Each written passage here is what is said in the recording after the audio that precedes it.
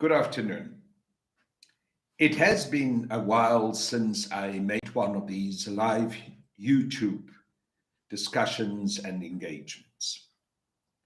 And I thought that I should do so this week because indeed it has been a most extraordinary week. I need to remind you of the strange decision of the African National Congress to expel Ace Magashule. Of course, perhaps one should not have been surprised, because last year in December, I was unceremoniously expelled by the National Disciplinary Committee of the African National Congress on the most spurious of charges. And while that disciplinary committee was on the go, I was on the Zoom platform, and the national chairperson of the disciplinary committee, Ralph Mgijima, who thought I was not on, was saying to the prosecutor, we better move fast on expelling Comrade Khan, because as you know, President Ramaphosa wants him out before the start of the 55th National Conference. Obviously, that expulsion that I was faced with was predetermined, and I was being subjected to a kangaroo court. And although I tried to appeal, I was given absolutely no opportunity to do so. It is the same now with Comrade Ace Magashule.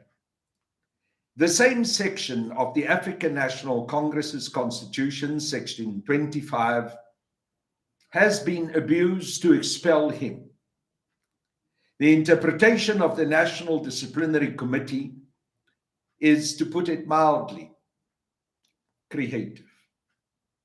And it exposes the National Disciplinary Committee to the realization that all the people in this country will come to, that they are simply an instrument of factional politics within the African National Congress, that they're part of a particular faction set there in order to execute the wishes of Cyril Ramaphosa and his acolytes. And of course, strangely enough, this National Disciplinary Committee, for the first time in the history of the African National Congress, is not made up out of members of the National Executive Committee of the ANC. Yes, there's a little sprinkling of members of the NEC there, but the majority of those on this NDC are not even members of the National Disciplinary Committee. The chairperson of the NDC, Ralph Mgijima, that gentleman who so clearly was expressing that he's an instrument of Cyril Ramaphosa when he was talking about how it was necessary to get rid of me, is not a member of the National Disciplinary Committee. But there we have it. An inquisition unleashed against myself, and subsequently now also against Comrade Ace Magashule. Simply another indication that there's no space for tolerance or for any preparedness to have alternative views within this rogue ANC now. That anyone who wants to talk about the true ideals that the ANC was originally formed for 111 years ago, anyone who wants to talk about the true liberation struggle, the ideals that were so clearly expressed by Comrade Oliver Reginald Tambo, the ideals of full liberation, not just liberation from racism, but also liberation from economic oppression, are no longer there. But the most important thing that we can do is not just to give a criticism of this failed organization, this huge disappointment to the people of South Africa, but to provide an alternative. And that alternative, myself and my fellow comrades in the African Radical Economic Transformation Alliance have worked on day and night. Since the formation of Areta on the 23rd of February, first as a non-profit organization, and subsequently with our registration as a national political party, we have dedicated ourselves to put in place a program of action in order to implement radical economic transformation. We consulted widely. We held huge Twitter spaces of up to 25,000 participants, where we discussed what policies should go into the Areta 10-point plan in order to save our country. I would like to urge all of you who are listening to this live YouTube broadcast to go to our Areta website, www.aretasa, spelled aretasa.org. Click on the link. Go to the 10-point plan and acquaint yourself, not just with the short headings of that 10-point plan, but also with the very comprehensive document that we've published there, explaining what every point in that 10-point plan is all about. The expropriation of land without compensation, prevention of our state-owned enterprises from being privatized and dismembered, especially what is being done to Eskom right now, to return those state-owned enterprises into ownership of the state, make sure that they will function properly, that they will provide the services that the people of this country need and deserve, and also that they will play a central role in job creation and the growth of our economy. The nationalization of the South African Reserve Bank, so that we can truly take control of monetary policy, that we can decide clearly how this economy should be grown and be in control of the production and also the creation of money in this country.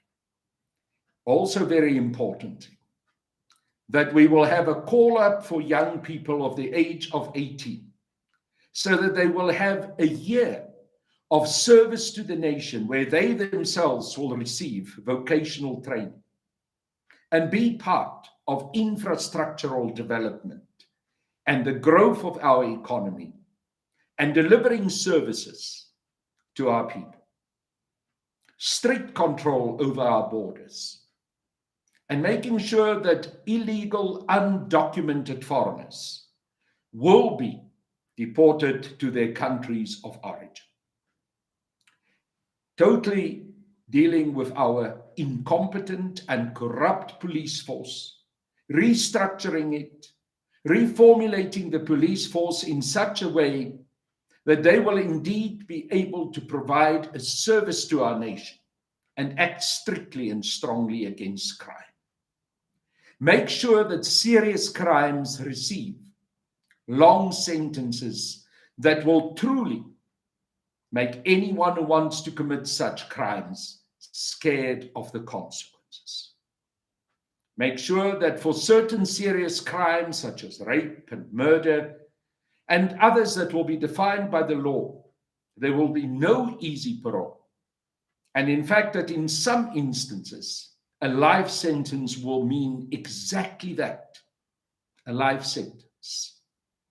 Also providing an opportunity to our communities to speak out about their feelings concerning the death sentence and to hold a referendum about whether the death sentence should be returned for certain serious crimes. Internationally, making sure that South Africa defines its future in the international diplomatic community strongly within BRICS, not putting our relationship with our other BRICS partners at risk, as Cyril Ramaphosa is doing now, because he is trying to implement the International Criminal Court's warrant of arrest against President Vladimir Putin. And he's taking stupid and weak decisions, such as asking President Putin not to attend the BRICS summit in South Africa in August, but rather to attend it virtually on Zoom. Something which we all know President Putin will never accept because it is an unmitigated insult. We know that that will be a failure. On top of that, reaching out to China and asking China to bail Ramaphosa out and allow the summit to be held in China. In this way, South Africa is being embarrassed. And our 10-point plan says we should approach these things very differently. BRICS must become the cornerstone of our international diplomatic actions. We must also engage with the BRICS nations to see how we can get cheap fuel and other resources in order to bring down the spiraling living expenses in our country and make it possible for our people to have a better life. I'm simply summarizing some of the most important components of the Areta 10-point plan. And I once again urge you to go to the Areta website and to acquaint yourself fully with that plan. Because for Areta, it is not in the first instance about criticizing the failed ANC. The ANC is doing a good enough job to destroy itself.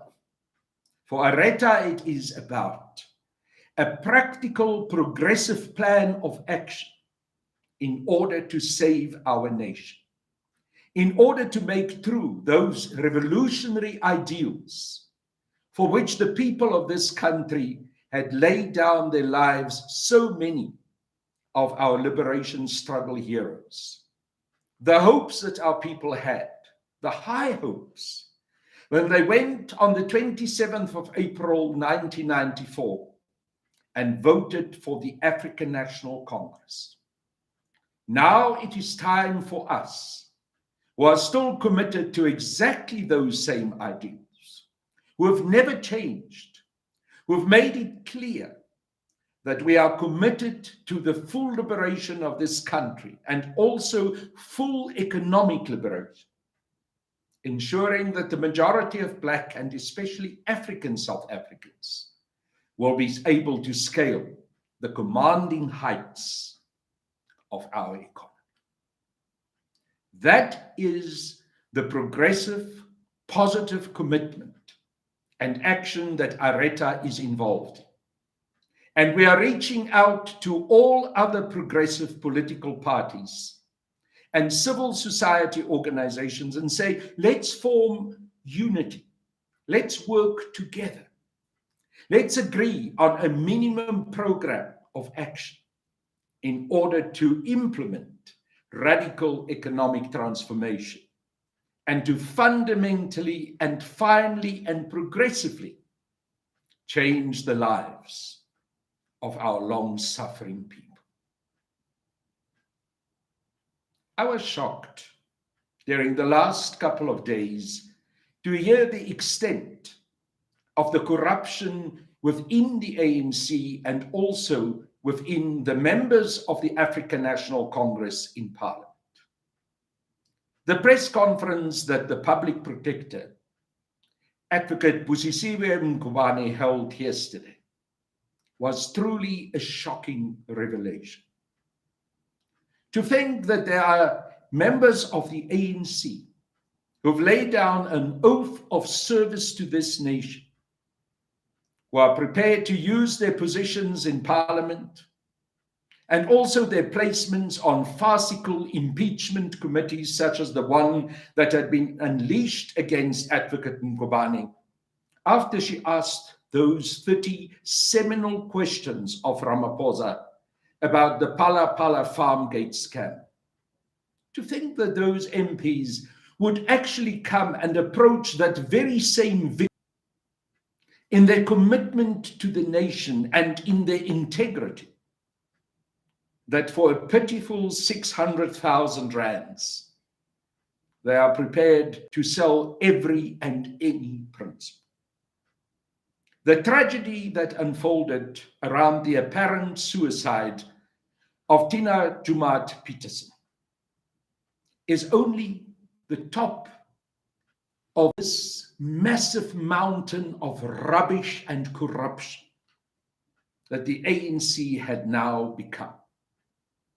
The tragedy of a woman who, when I met her first as a young comrade, when she was an MEC in the province of the Northern Cape, with great commitment and great idealism, having been reduced because of this insidious corruption and collapse within the ANC, to someone who come and solicit bribes, who try to talk to the husband of the public protector about how to pay her 200,000 rands, and her fellow colleagues, the chief whip and the chair of that ridiculous, farcical impeachment committee. Can it get worse? But of course, we've known for a long time that it is actually worse. Because at the head of this rotting fish that is the African National Congress is Cyril Ramaphosa, the man who bought his way into the presidency of the African National Congress at its 54th National Conference in 2017, paying for that presidency, bribing his way with R1 billion, afterwards abusing the legal system, and especially the very special relationship that he seems to have with the Northern Gauteng High Court and the judge in charge there, Justice Malambo, closing the bank accounts that could have revealed what was going on, the true levels of corruption. Closing bank accounts that probably would also reveal that there are even members of the legal system, of our courts, justices, who have been bribed by those monies. Lying in Parliament about the relationship of his son with Bosasa and funds that have been given to the CR17 campaign. And then, of course, the Pala Pala farm gate scandal. Millions of illicit dollars stashed away in furniture and couches. No control over that money. No foreign exchange compliance. No declaration to the South African Reserve Bank and the South African Revenue Service. And when an independent panel, chaired by a former Chief Justice, Justice Ngobo, finds that Ramaphosa has a serious prima facie case to answer, the rotten African National Congress used their majority in the National Assembly to simply poo-poo that very serious report out of the way. And subsequently, the spokesperson of President Ramaphosa declares that report is of no consequence because the National Assembly has rejected it. Can it get worse? My dear friends and comrades who are watching this live YouTube recording, yes, it can.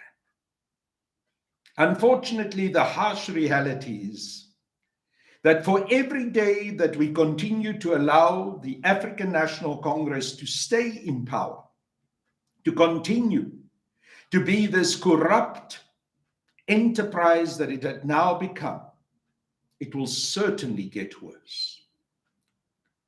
Our state-owned enterprises will be destroyed further. There will be a finalization of the selling out and selling off of the South African Airways for a pitiful 51 rands, while the value of SAA is 13.68 billion rands. The corruption will simply continue.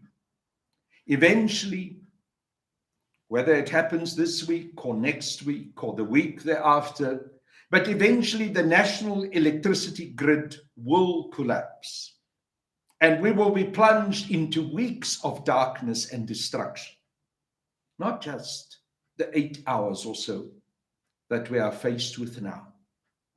So yes, certainly, it can get much worse. And it is in that context that I've hosted several Twitter spaces during the last couple of weeks, emphasizing the seriousness of the situation that we are faced with in South Africa, and emphasizing the urgent need that this rogue government has to go. Yes, of course, there are elections next year in 2024. But actually, the harsh reality is that we cannot afford to wait until then. That the important thing to do now, if at all possible, and if we can get our organizational act together, is to get rid of this rogue and failed government now. Already we are a failed state. And if they stay in power, every day that they stay in power, that situation of us being a failed state is literally being cemented in. And eventually, tragically, it will become irreversible. This is Youth Month. 47 years ago, on the 16th of June, 1976, the youth in Soweto rose up and said, enough is enough. They rose up against an instruction of Afrikaans as the language in the schools. But they rose up against much more, against the whole apartheid system. And that Soweto 1976 revolt fundamentally changed the dynamics in South Africa.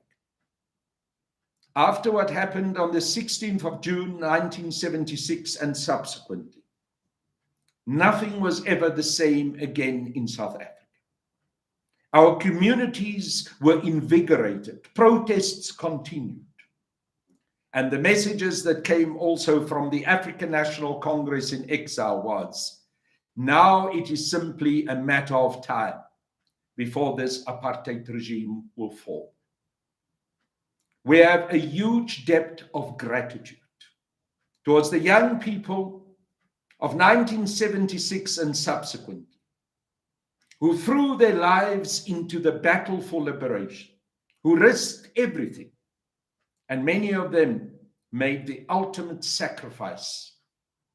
They were killed. We know all the terrible things that happened during that period. We know of the police that moved in, so-called riot police, under Brigadier Roy Swanepoel was the commanding officer in Soweto, gave instruction not to use tear gas or any rubber bullets, but to fire with live ammunition. Our young people were apprehended by the police and the defense force, tied onto the railway lines, and left for the trains to run over them. The suffering was immense, but the hope was there, burning like a clear, bright flame right in front of our people. The hope for full liberation.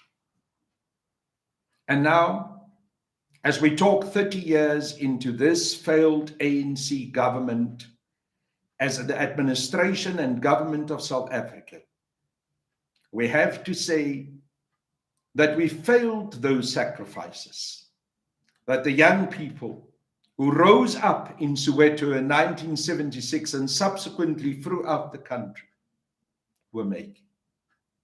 We failed in the sacrifices of so many young people who left the country, who went into exile, who joined Umkhonto we Sizwe, who suffered immensely, some of them in the camps, under very difficult circumstances, the training camps of Umkhonto we Sizwe. The courageous ones who came back, We infiltrated into the country and carried out operations of Umkhonto we Sizwe. We also always use the example of Solomon Mshlang, a young man who went into exile, got trained, returned, was eventually apprehended, and was hanged, was executed by the apartheid regime. We remember his words with which he encouraged his fellow South Africans. Let my blood be the water of the roots that will feed the tree of liberation. This year, 47 years after the 16th of June, 1976, those of us who are the older generation, who have been part of the liberation struggle, who have been for years, decades, in fact, in the African National Congress, people like myself, have to bow our heads in shame in front of the young people of today. And we have to say to the young generation, who are now faced with one wave of unemployment and lack of service delivery after the other, 36.8% of an unemployment rate, the highest in the world and even higher for the younger generation. The biggest gap between the rich and the poor, the most unequal society in the world, the highest levels of murder and of gender-based violence. We have to say to this young generation, we go on our knees, we humble ourselves, we apologize, and we plead for your forgiveness, because we have failed you in the most terrible way. But of course, an apology is not good enough. Action is required. Words must be turned into action. Words must be turned into a spear of fighting, of saying, Aikale, we are moving forward. We are not just apologizing. We are going to make right the wrongs that we have allowed and the wrongs that we have committed. Because it is true that some of us did argue against the selling out, did argue against the new liberal economic policies and warned of its consequences. But we also continued to stay year after year within that system. We continued inside the African National Congress. The honest truth is that we could have stood up earlier. We could have resisted stronger. We could have fought back harder. We could have said no earlier. And our no could have been more vigorous and more determined. So I call for this year, 47 years after the 16th of June 1976, as the year of attrition, contrition, of apology by the older generation in the liberation struggle to the young people of our nation. The year where we go on our knees in front of our children, where I say to my own children, to Helen, to Nkanyezi, to Kanya, I'm sorry. I could have done better. I failed you. But this is not going to continue. Now we've drawn a line. Now we are going to fight. Because your lives and your future and the future of our nation and of our country is too important to let it slide, to let the sellouts destroy it. We are going to fight. Behind me here is the logo of the African Radical Economic Transformation Alliance. Together with fellow comrades, we have created this organization, which is growing now in an incredible strong way throughout the length and the breadth of this country. I'm happy to say that our numbers now count up to 240,000 signed up members. We are continuing to creating structures throughout the length and the breadth of this country. This is the instrument that I, together with other comrades, have created especially to say that clear, unequivocal no that I've just referred to. No longer any selling out. No longer any failure of our young generation. No longer allowing our economy to be destroyed. No longer allowing our state-owned enterprises to be dismembered and privatized. No longer allowing the land thieves to continue to remain in control and in property rights of the land that they have stolen. Now is the time. Sekunjalo. We're bringing an end to this now. The instrument that I work with is Areta. We will work together with all other progressive organizations that share this same ideal.